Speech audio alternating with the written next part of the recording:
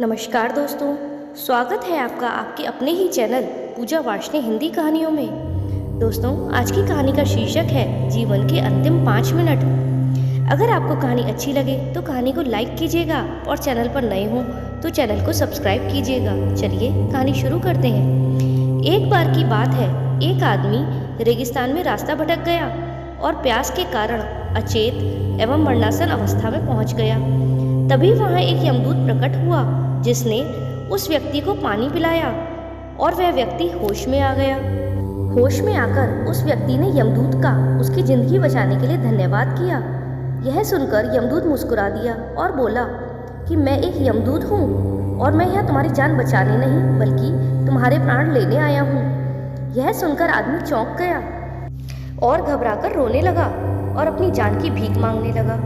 यह देखकर यमदूत को उस पर दया आ गई और उसने कहा कि माफ़ करना, मैं तुम्हें जीवन तो नहीं दे सकता हूँ, लेकिन मैं तुम्हारे लिए इतना जरूर कर सकता हूँ कि मैं तुम्हें अपनी किस्मत बदलने का एक मौका देता हूँ। यदि तुम अपने जीवन में कुछ बदलना चाहते हो तो बदल सकते हो। यह कहकर यमदूत ने उसे एक डायरी देकर कहा कि मैं तुम्हें यह किताब और 5 मिनट दे रहा हूँ। यह तुम्हारे और तुम्हारे सभी जान पहचान के लोगों के जीवन की किताब है, जिसमें तुम्हारी जिंदगी के बारे में भी सभी कुछ लिखा है।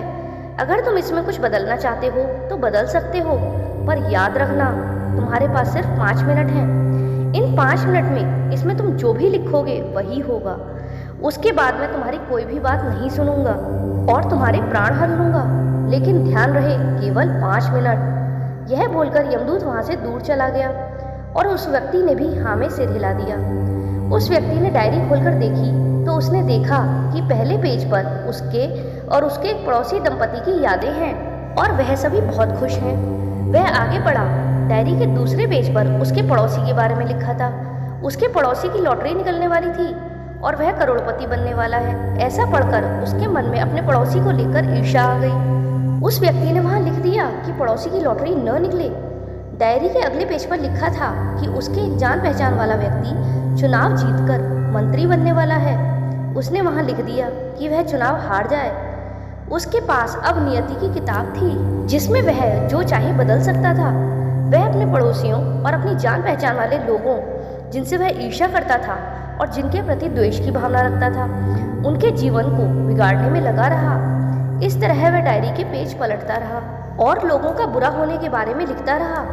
डायरी के अंतिम पेज में उसे अपना नाम दिखाई दिया, परंतु जैसे ही उसने कुछ लिखने के लिए अपना पेन उठाया, यमराज ने उसके हाथों से डायरी ले ली और कहा कि वत्स, तुम्हारा 5 मिनट का समय पूरा हो गया है। अब कुछ नहीं हो सकता। तुमने अपना पूरा समय दूसरों का बुरा करने में निकाल दिया और अपना जीवन खतरे में डाल दिया। अब तुम्हारा अंत निश्चित है। अब वह रोने लगा और सोचने लगा कि कैसे उसने अपने जीवन के अंतिम 5 मिनट भी दूसरों का बुरा चाहने में ही गुजार दिए, जबकि वह इन अंतिम 5 मिनट में अपने जीवन में कई सुधार कर सकता था। वह सिवाय रोने के और दूसरों की जिंदगी खराब करने के कुछ भी नहीं कर सका। वह व्यक्ति बहुत पछताया, लेकिन सुनहरा समय तो निकल चुका था।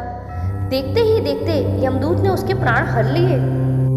ऐसा ही कुछ हमारी असल जिंदगी में होता है, जिसमें हम अपनी जिंदगी को बेहतर और अच्छा बनाने का अनमोल समय अपने आसपास वालों से ईर्ष्या करने, द्वेष की भावना रखने और उनका बुरा चाहने में व्यतीत कर देते हैं और बाद में पछताते हैं कि काश हम सही समय पर चेत जाते तो शायद आज जिंदगी कुछ और होती।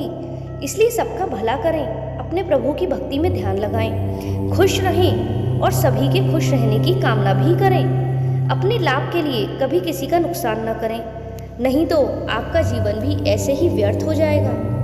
चलिए मिलते हैं अगली कहानी में। धन्यवाद।